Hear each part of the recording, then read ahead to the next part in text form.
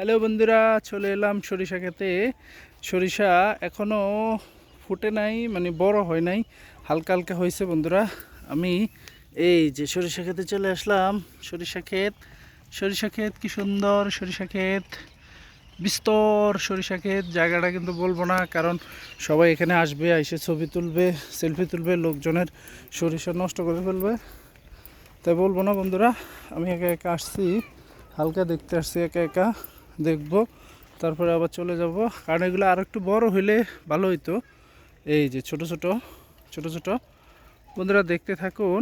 সরিষা ক্ষেত, বিস্তর সরিষা ক্ষেত, মানে এখানে আসলে অনেক মানুষ ওই যে দূর দূরান্তে করে রাখছে পুরা বিস্তর সরিষা ক্ষেত।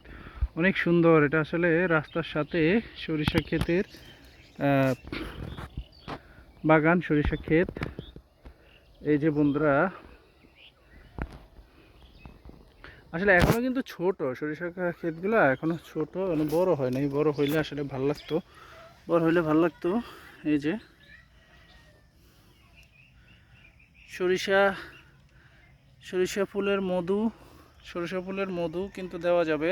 কারণ আমি মূলত মধুর সন্ধানে আসছি এখানে। এখানের আশেপাশে মধু পাওয়া যায়, সরিষা ফুলের মধু মধু পাওয়া যায়, আর মধুর সন্ধানে আসছি। তো আসে দেখলাম যে মধু ও আছে, মধুটা আমি দিব পরে। মধু লাগলেও নিতে পারেন বন্ধুরা, সমস্যা নেই সরিষা ফুলের। আর সাথে সরিষা বাগানটা দেখে যাবেন। এই ঠিক আছে বন্ধুরা, ভালো থাকেন। আসসালামু আলাইকুম। পরবর্তীতে দেখা হবে, কারণ এই সরিষা ক্ষেতটা যখন বড় হবে তখন পরবর্তীতে আমি আবার আপনাদেরকে দেখাবো। আরও আসবো, অনেকবার আসবো সরিষা থাকতে থাকতেই।